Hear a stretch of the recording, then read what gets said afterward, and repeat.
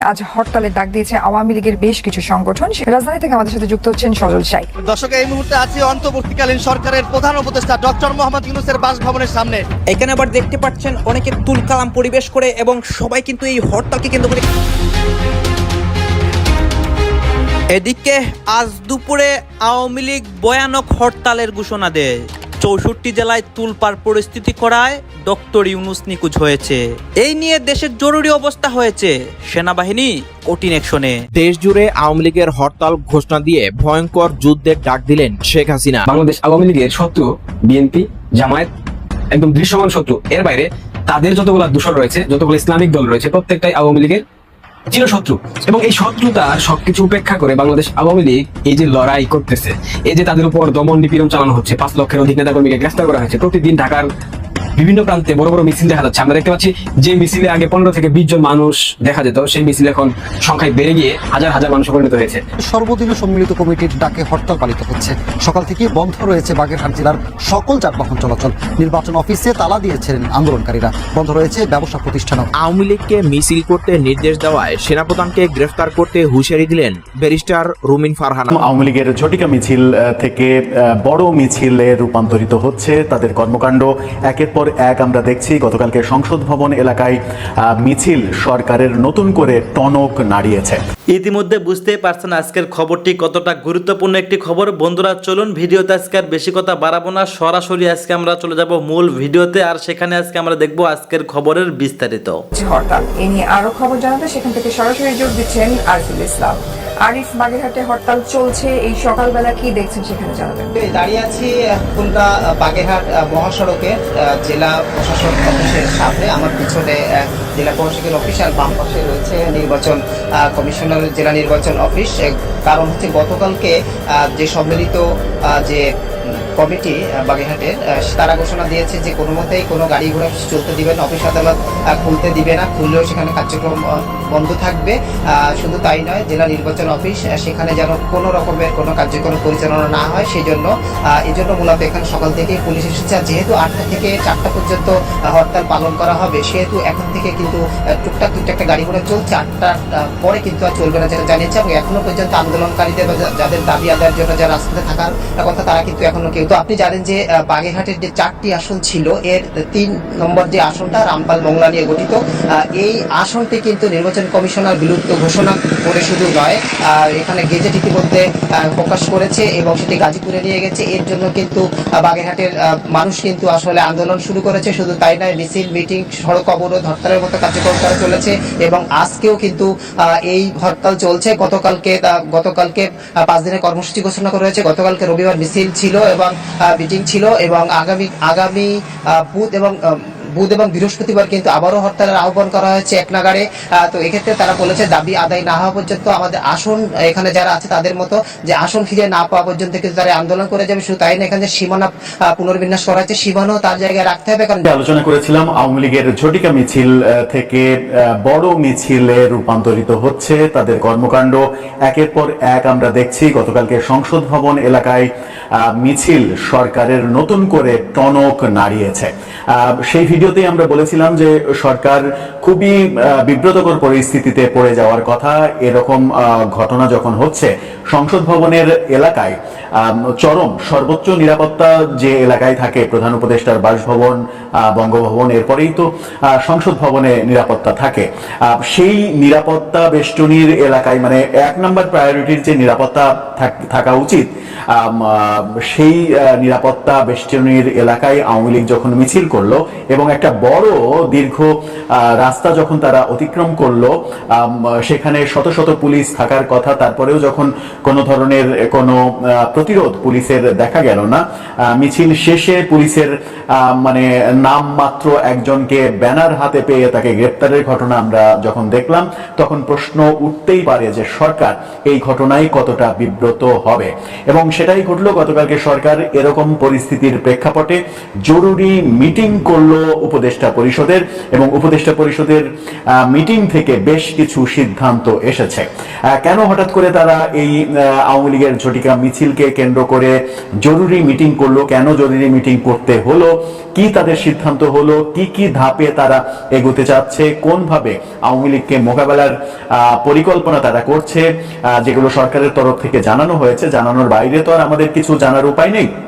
সেগুলো নিয়ে আলোচনা করে বোঝার চেষ্টা করব যে একদিকে আওয়ামী লীগের মিছিলের বহর যখন বাড়ছে তখন সরকারের পদক্ষেপগুলো কি হতে চলেছে। দর্শক, বলছিলাম আওয়ামী লীগের মিছিলের বহর বাড়ছে এবং গতকালকে সংসদ ভবন এলাকায় মিছিলটাই সব থেকে বেশি আলোচিত হয়েছে এবং এরকম প্রেক্ষাপটে সরকার উপদেষ্টা পরিষদের বিশেষ মিটিং করেছে, যেখানে 9 জন উপদেষ্টা উপস্থিত ছিলেন এবং সেখান থেকে যে সিদ্ধান্ত হয়েছে, অনেকগুলো সিদ্ধান্ত হয়েছে।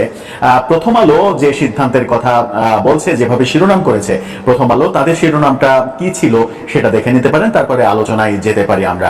প্রথম আলো বলছে ঝটিকা মিছিলের বিষয়ে মনিটরিং জোরদার করবে সরকার, নেবে কঠোর ব্যবস্থা। প্রথম আলোর এই শিরোনামের পর আমরা যদি আরেকটা শিরোনাম এই ব্যাপারে দেখি, এখন টেলিভিশন তারা শিরোনাম যেটা করছে, তাদের শিরোনামটা দেখে নিতে পারেন। তারা শিরোনাম করছে যে কোনো বিশৃঙ্খলা এড়াতে স্থানীয় প্রশাসনকে আরো সক্রিয় হওয়ার নির্দেশ।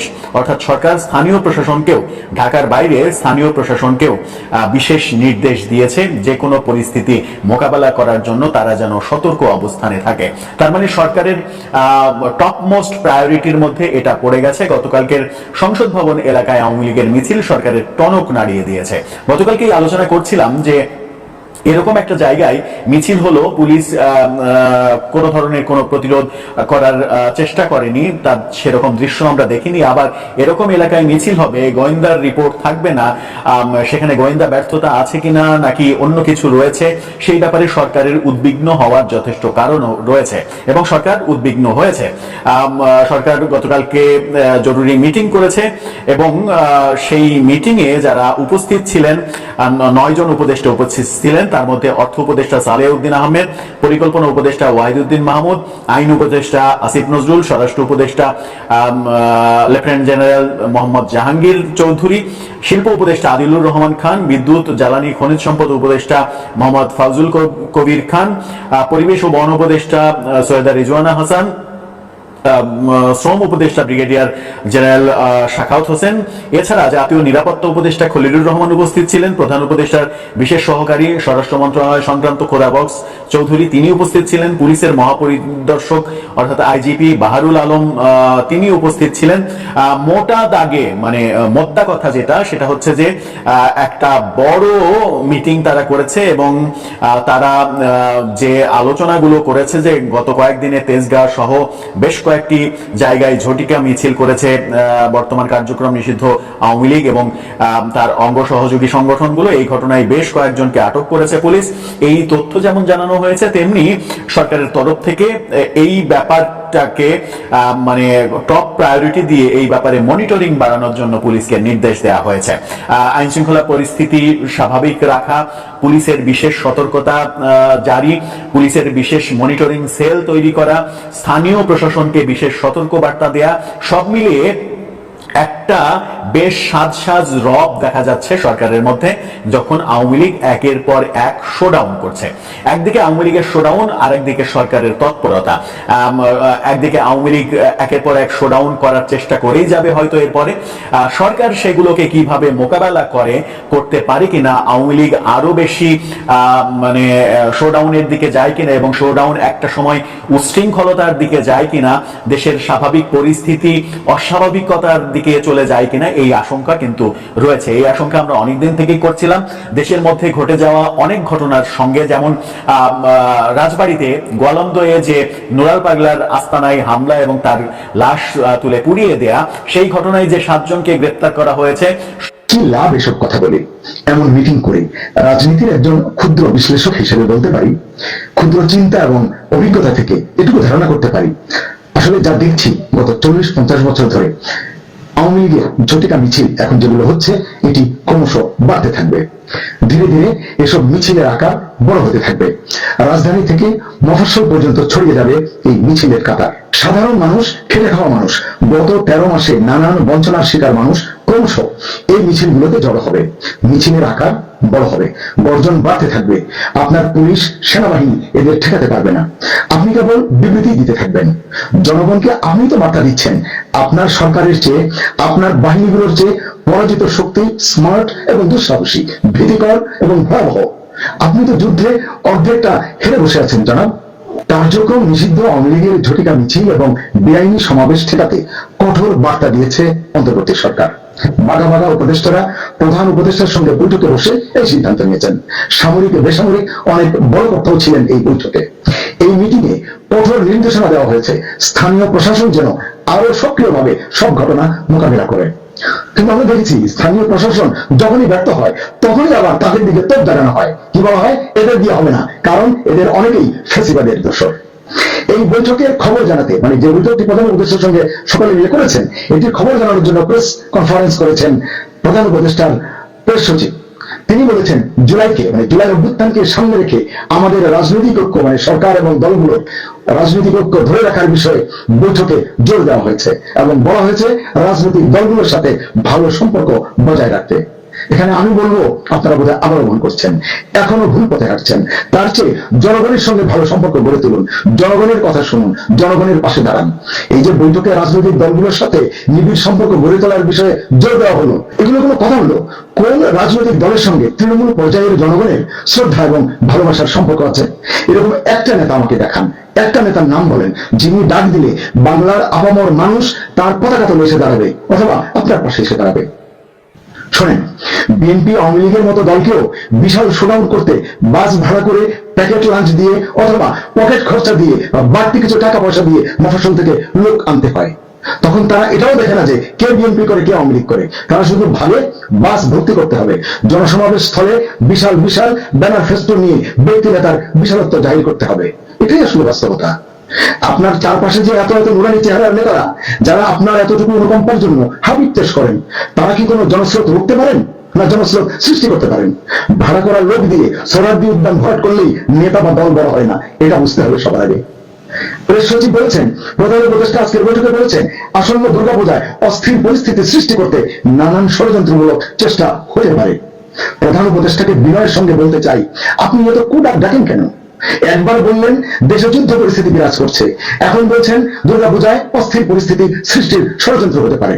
এটা বলার দরকার কি? কাকে বলছেন আপনি সব? জনগণকে ভয় দেখাচ্ছেন?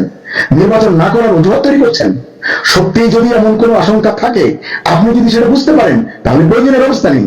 এসব কথা বলে ষড়যন্ত্রকারীদের যদি সত্যি কেউ থাকে, তাদের সতর্ক করছেন কেন? গত বছর তো এত সতর্কবাণী উচ্চারণ করেননি দুর্গাপূজার সময়, কই কোনো সমস্যা তো হয়নি। অথচ গত বছর আইন শৃঙ্খলা পরিস্থিতি আরো নাজুক ছিল, অন্তত এবারের তুলনায় তো বেশি খারাপ ছিল। বুঝলাম আপনার দেশ পরিচালনার অভিজ্ঞতা নেই, আপনার এনজিও বন্ধুদেরও নেই, কিন্তু আপনার সঙ্গে তো 2-4 জন অভিজ্ঞ মানুষ আছেন। রিটায়ারমেন্টের পরে বাড়ি চলে গেছে, সেখান থেকে তো তাদের ডেকে এনেছেন, তাদের তো অভিজ্ঞতা আছে। তাদের কাছে লাগান, তাদের কথা শোনেন, কৌশল প্রয়োগ করেন। সরকারের সকল মেশিনারি তো আপনার হাতে। জনগণকে সতর্ক করার নামে প্লিজ আর বিভ্রান্ত করবেন না, আর ভয় দেখাবেন না। আপনার কিছু অ্যাকশন গোপন রাখেন, হুটহাট ব্যবহার করেন, প্রয়োজনে আপনি জটিল অ্যাকশন চালান, দেখবেন আইন শৃঙ্খলা পরিস্থিতি ঠিক হয়ে আসবে। জনগণ চায় না এমন মানুষ নিয়ে যতই প্ল্যান করেন না কেন কাজে আসবে না। আমজনতা এসব বুঝে।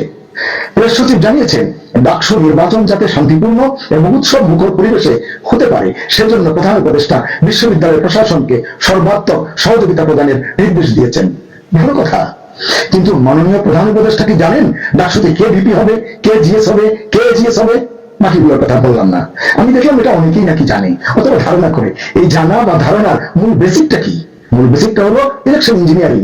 তো ডাকসুতে যদি এটা সফল হয়, আপনি কি মনে করছেন জাতীয় নির্বাচনে এটা সহজ হবে? এটা মনে করার কোনো কারণ নেই, কারণ জনআস্থা খুব মারাত্মক জিনিস। জনআস্থা তো আমি আমার অনেক ভিডিওতেই বলেছি, সেনাবাহিনীর প্রধান ওয়াকারুজ্জামান একটি রহস্যজনক চরিত্র, এবং আমি এও বলেছি ওয়াকার তুমি কার, টাকার নাকি জনগণের? ওয়াকারুজ্জামান আসলে কোন পন্থী সেটা আমরা আজও অজানায় রয়ে গেলাম। আমরা অনেক বিশ্লেষণে কেউ কেউ বলি জামাত ঘেঁষা সে, কেউ কেউ বলি বিএনপি ঘেঁষা, কেউ কেউ বলি সে একেবারে নিউট্রাল, যেটাই ভালো বুঝে সেটাই সে করে। এখন 5 আগস্ট যখন শেখ হাসিনা সরকারের পতন হয়েছে, তখন নাকি সে পতনের পিছনে বড় ভূমিকা পালন করেছিল সেনাবাহিনীর প্রধান ওয়াকারুজ্জামান। এই বড় ভূমিকা পালনের জন্য আমেরিকা থেকে বিশাল বড় একটা অ্যামাউন্ট পেয়েছিল এই সেনাবাহিনী, এবং এই 1 বছর পরেও সেনাবাহিনীর প্রধান ওয়াকারুজ্জামানকে বিশ্বের অনেক বড় বড় দেশ প্রেসার ক্রিয়েট করতেছে একটি ইনক্লুসিভ নির্বাচন দেওয়ার জন্য, এবং সকল দলের অংশগ্রহণে যাতে একটি ইনক্লুসিভ নির্বাচন হয়। এখন কি আবার সে 5 আগস্ট যেভাবে শেখ হাসিনার সাথে পোল্টি খেয়েছে, এখন আবার কি ডক্টর ইউনূসের সাথে পোল্টি খেয়ে আওয়ামী লীগকে নির্বাচন অংশগ্রহণ করার সুযোগ করে দিবে? এখন কি সেনাবাহিনীর প্রধান ওয়াকারুজ্জামান,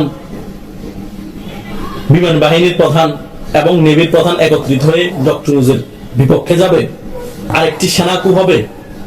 নাকি ডক্টর ইউনূস তার পেশি শক্তি দিয়ে তার আশেপাশের যে সকল উইংস আছে ওগুলোকে দিয়ে একটি পাতানো নির্বাচন করে ফেলবে, পাতার নির্বাচন করে বিএনপির হাতে ক্ষমতা তুলে দিবে? অনেক বিষয় কিন্তু এখন জনগণের মনে ঘুরপাক খাচ্ছে। কিন্তু আমি আপনাদেরকে এটা বলতে পারি, সেনাবাহিনীর প্রধান ওয়াকারুজ্জামান যেভাবে বাংলাদেশে নির্বাচন হোক চাচ্ছে, ডক্টর ইউনূস কিন্তু সেভাবে চাচ্ছে না। জাস্ট সেনাবাহিনীর প্রধান ওয়াকারুজ্জামান এবং ডক্টর ইউনূসের সাথে একটা বিষয় মিল হচ্ছে যে 18 মাসের মধ্যে ওয়াকারুজ্জামান নির্বাচন যাতে দিয়ে দেয় সেটা চেয়েছিল, সেটা কিন্তু ডক্টর ইউনূস 18 মাসের মধ্যে দিবে বলেছে, মানে ফেব্রুয়ারিতে 18 মাস মোটামুটি। ধন্যবাদ প্রিয় দর্শকবৃন্দ, আমাদের ফুল ভিডিওটি দেখার জন্য আপনাকে জানাই অসংখ্য অসংখ্য ধন্যবাদ। তো বন্ধুরা, আজকের এই নিউজটি দেখে আপনাদের কি মতামত অবশ্যই কমেন্ট বক্সে কমেন্ট করতে ভুলবেন না। আর হ্যাঁ, এমন নিত্য নতুন আপডেট খবর সবার আগে পেতে চাইলে এখনই আমাদের এই পিচ্চি সাকিব ইউটিউব চ্যানেলটি সাবস্ক্রাইব করুন। ধন্যবাদ।